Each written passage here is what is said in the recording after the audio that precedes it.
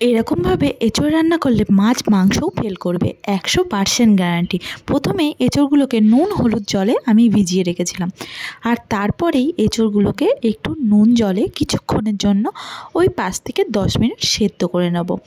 ব্যাস, এঁচোড়টা ঠিকমতো সেদ্ধ হলেই ওটাকে নামিয়ে নেব। এঁচোড়টাকে নামিয়ে নেওয়ার পরেই এই এঁচোড়গুলোকেই মানে ভাপানো এঁচোড়গুলোকেই একটু ভেজে নিতে হবে। এঁচোড়টা যদি ভেজে নেওয়া হয় তরকারিটা মানে সবজিটা কিংবা রেসিপিটা আরও সুন্দর হয়। তারপরেই তেলে দিয়ে দিলাম কিছুটা নুন ছড়িয়ে, এরপরেই ওই সেদ্ধ করে রাখা এঁচোড়গুলোকে সুন্দর করে তেলে ওলট পালট করে লাল লাল করে ভেজে তুলে নেব। পুরো এঁচোড়টাই একসাথেই দেব, বারবার অল্প অল্প করে ভাজবো না, তাহলে একটু বেশি তেল লাগবে। তাই সবটা দিয়ে ভালো করে ভেজে তুলে নিলাম। পুরো এঁচোড়টা ভালোভাবে ভাজা হলেই ওটাকে এবার আমি নামিয়ে নেব। কড়াইটা অনেকটাই কালো কালো হয়ে গেছে, মানে ভাজতে গিয়ে কড়াইয়ে লেগে গেছে আর কি। এই কড়াইটা আর ধোবো না, এটাতেই আমি ভেজে নেব এবার আলু। তো কড়াই বসিয়ে দিলাম, আবারও সামান্য একটু তেল দিয়েছি। এরপর ডুমো ডুমো করে আলু কেটে রেখেছিলাম, সেই আলুগুলোকে সুন্দর করে একটু নুন ছড়িয়ে দিয়ে ভেজে তুলে নেব। এরপর আলুগুলো ভেজে তোলার পর কড়াইতে আবারও সামান্য একটু তেল দেবো, আর দিয়ে দেবো জিরে ফোড়ন। তারপরেই আমি দিয়ে দেবো এখানে আদা রসুন আর পেঁয়াজের পেস্ট। এরপর ভালো করে নাড়াচাড়া করে একদম এটাকে সুন্দর করে ভেজে নেব। যেই দেখব পেঁয়াজ রসুন আর আদার পেস্টটা একটু লাল লাল হয়ে আসছে, তখনই অন্য যে মশলাগুলো আমি বেটে রেখেছি সেগুলোকে দিয়ে দিতে হবে।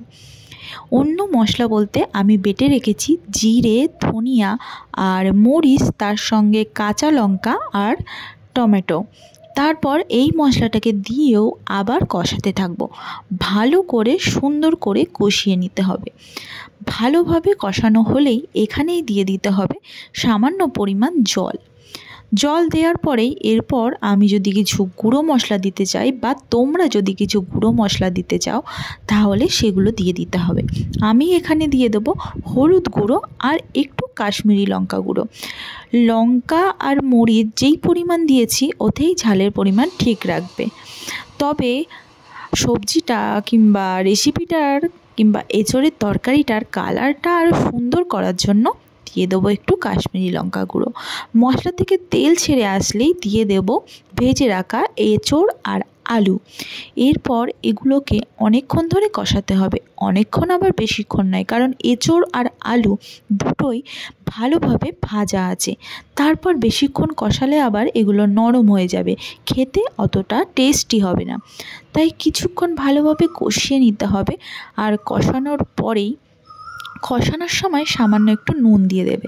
আমিও কিন্তু নুন দিয়েছিলাম, কিন্তু সেটা দেখাতে ভুলে গেছি। এরপর কষানোটা ভালো মতো হয়ে গেলে পরিমাণ মতো জল দিয়ে দাও। জল দেওয়ার পর কিছুক্ষণ এটাকে ফুটিয়ে নিতে হবে। কিছুক্ষণ যেই ফুটে আসবে, তুমি যতটা পরিমাণ ঝোল রাখতে চাও, তুমি যদি মাখা মাখা করতে চাও তরকারিটা, তো সেরকমই করে নামিয়ে নিতে হবে। আর নামানোর আগেই আমি দিয়েছিলাম একটা ভাজা মশলা, যেটাতে ছিল জিরে ধনে গোলমরিচ, এই তিনটেই ভেজে গুঁড়ো করে রেখেছিলাম। ব্যাস, রেডি হয়ে যাবে আমাদের এই সুন্দর এঁচোড়ের তরকারি। নামানোর পরেই আমি ছড়িয়ে দিয়েছিলাম কিছুটা ধনিয়া পাতা। ব্যাস রেডি লোভনীয় এই এঁচোড়ের তরকারি। একবার বাড়িতে এরকমভাবে রান্না করে দেখো, এঁচোড় চিংড়ি কিংবা খাসির মাংস ফেল করে দেবে।